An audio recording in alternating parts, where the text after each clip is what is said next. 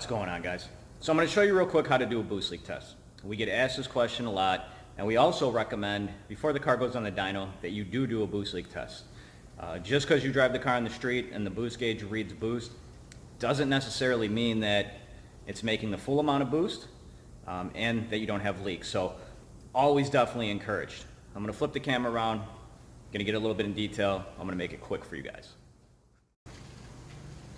Here's a quick little rundown of our boost leak testers that we have here. They're ugly, but they get the job done. Some have this little valve on it, which we can hook up our leak down tester. Some have a little Schrader valve that you can hook up an air pressure to fill up the tires, an air chuck. So we got a bunch of them. You can make your own if you got a welder. If you don't have a welder, you can go to Home Depot. You can get some PVC pipe.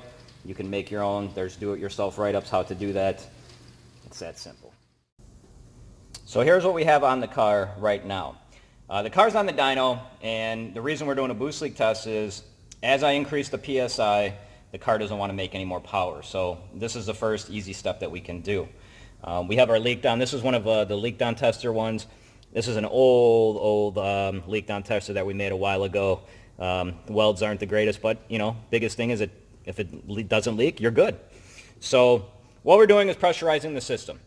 Rule of thumb is we usually bring it up to 20 psi, and you also want to see how long it holds. Now if you're on some kind of tuning system, this one's on Megasquirt, I encourage you to hook up the tuning program to the laptop to see what the PSI is reading. That's a good way. Don't go off the boost gauge. Go off what the program's actually reading. But also, let me go grab a map sensor really quick.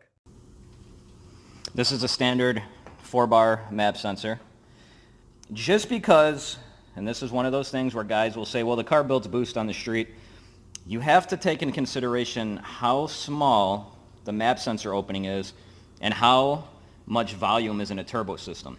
So yes, just because a program or even a boost gauge is telling you that it's making that PSI, don't always go off of that. If you can incorporate a gauge into your system like we have, we still want to make sure that we go up to about 20 psi. We want to make sure it's also reading correctly on the program too, so that's just a little tip that I have for you guys. So the system is pressurized now, as you can hear, and you want to have a spray bottle with soapy water in it, and you want to just start spraying every single joint. Vacuum hoses, looking for some air bubbles to kind of shoot up, the intake manifold, around the injector seals. A lot of people forget about those. Couplers, of course. Before the video, we actually found the leak. It's got a slight leak from this coupler. Seems like either the pipe can go in more or the clamp could just be tightened a little bit more. Rule of thumb with tightening the clamps.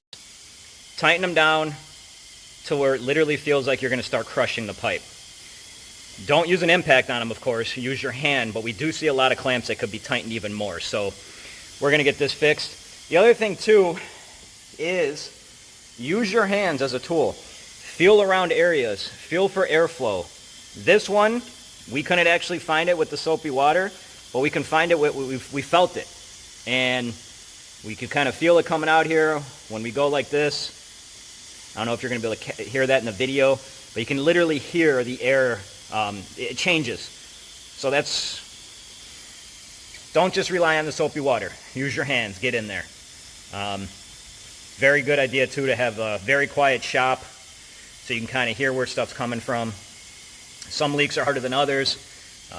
If you got a buddy, get some pair of hands, get in there, just start feeling around in the soapy water. Hopefully those tips help you out, guys. One thing I wanted to mention really quick was, from time to time, customers will ask me, well, how bad is, if it's a small leak, is it bad? My response is, you're paying all this money for performance and to boost into your motor.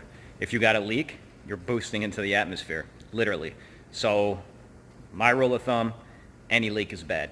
Get it fixed, get it taken care of, so you have all the power going to the motor and not outside. Take care, guys. Hopefully you found this video helpful.